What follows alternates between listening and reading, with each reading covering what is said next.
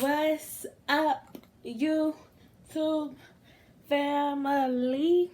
If you haven't already, please click that link below and subscribe to this channel and like this channel. God damn it. Today I want to talk about some things not to do while giving birth at home. So as y'all know, probably if you don't know already, I had my first child at home by myself. Yes.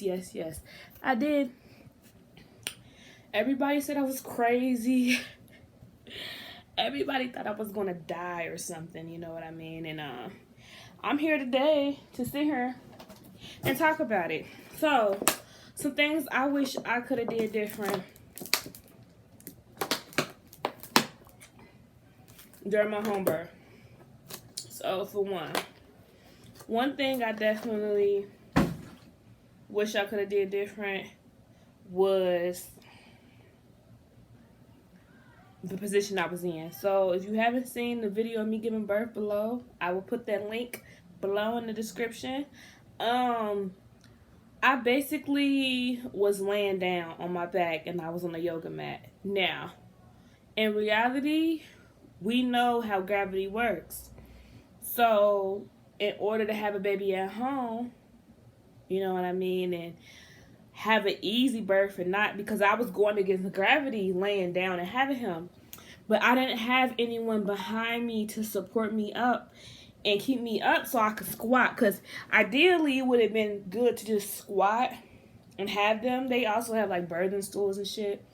I didn't have no birthing tools, y'all. Like, I didn't have shit. I just had a motherfucking house and some towels and some washcloths and a fucking regular ass pool, you feel me? Nothing special. And like I said, I didn't have no medical providers because I didn't have the money. I didn't have the money for none of that shit.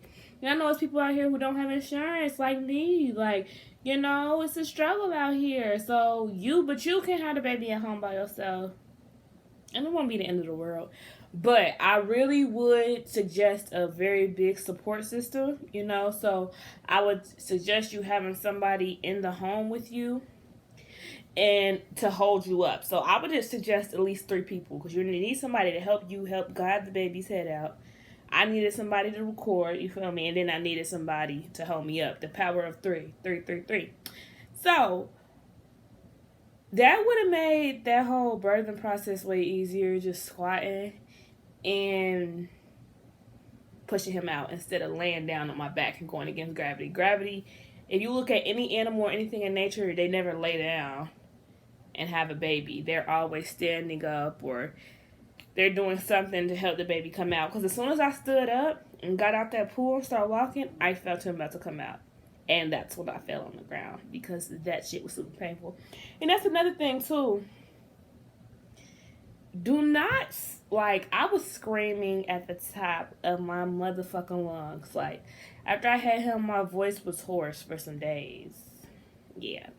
So, I would also suggest not to be screaming while you're in your contractions. Breathe through them. But I was in labor for 26 hours. By that point, I was just motherfucking tired, and I was ready for him to get out of my vagina.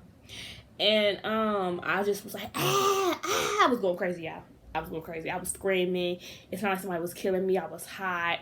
Like, that's another thing. So, make sure you breathe through those contractions. Do not scream through your contractions, because that's not going to help the situation, people. It's just going to make it worse.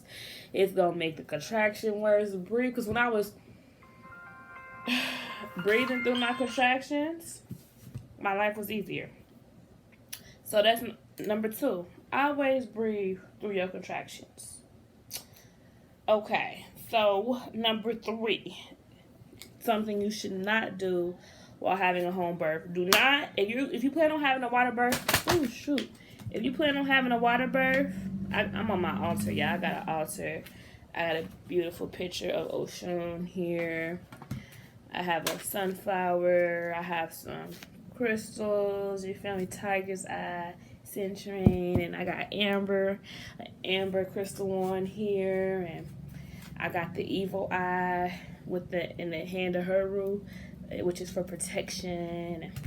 You know, I got my favorite animal here, my spirit animal, doing yoga. Like, I love doing an elephant. Elephants are definitely my spirit animal. But yeah, if you guys don't have an altar, you definitely should look into it. I'll probably do a video of my altar and how it's set up, and I'll let you guys take a little sneak peek at what I got going on in her. But what was I talking about? So wait, y'all be getting a structure. 1, squat. 2, I said don't scream through your contractions. 3, I don't know. Don't scream through your contractions. Squat when you had a baby. Meditate through your contractions. Oh, and I was talking about don't sit in the water. Do not sit in the pool or whatever you got, the birthing pool, the tub. Do not sit in there the whole time you having contractions, because that's going to slow, from my experience, y'all, it slowed down my labor, like, completely, because my water broke at midnight, and he didn't come to 13 hours later. And I think it's because as soon as my water broke, I went and I got in the pool.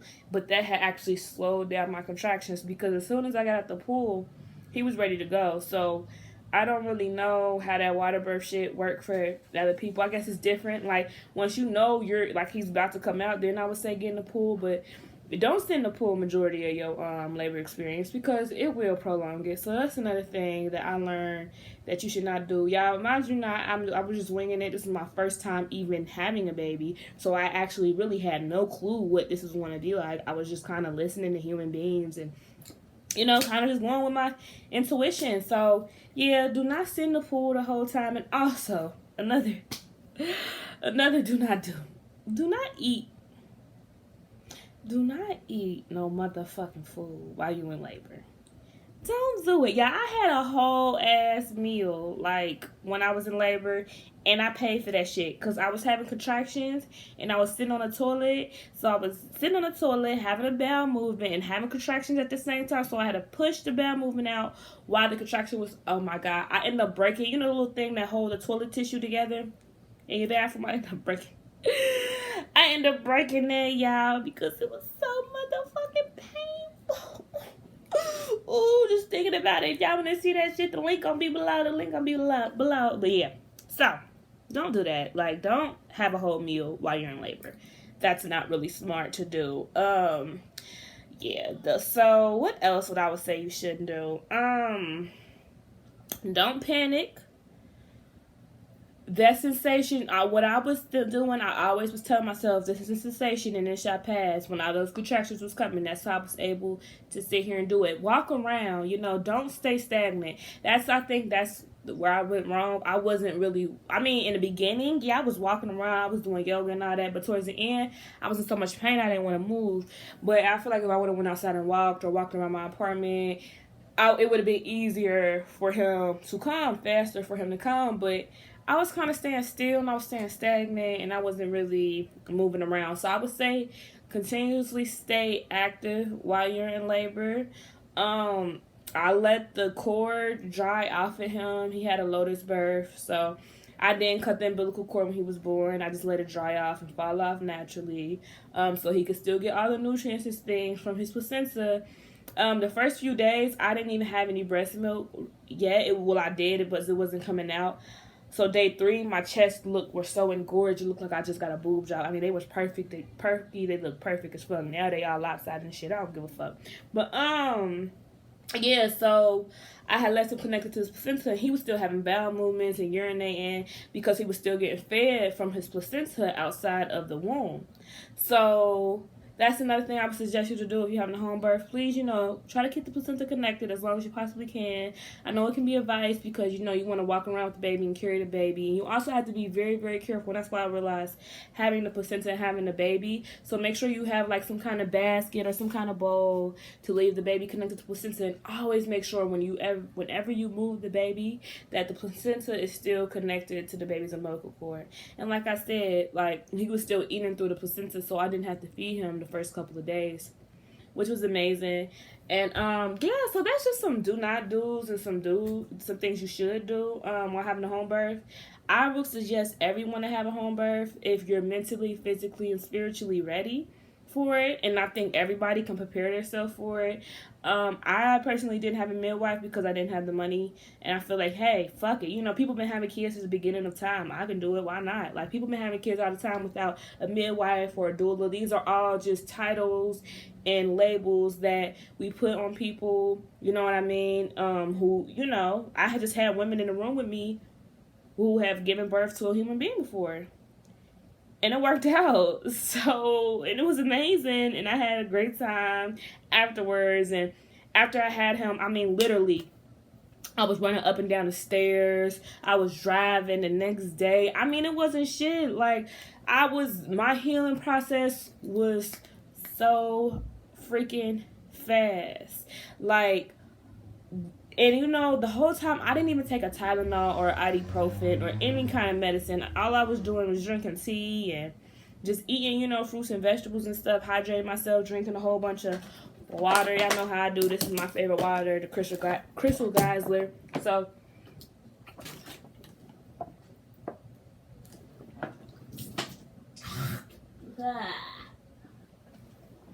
I almost swallowed the mint leaf, but I got mint leaves and limes in here,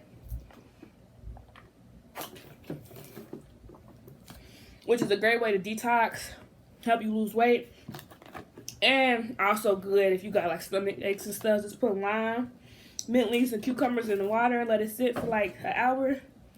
It's gonna really help just clean out all the toxins in your body. So that's some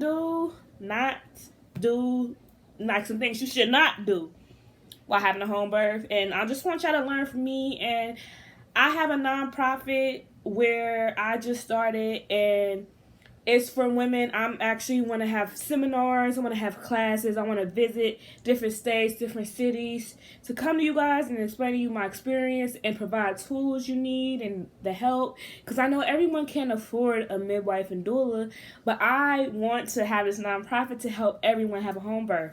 So, if you haven't already, please like this video, subscribe to this video. My subscribers have been going crazy lately. I appreciate all y'all. I love y'all. Peace out.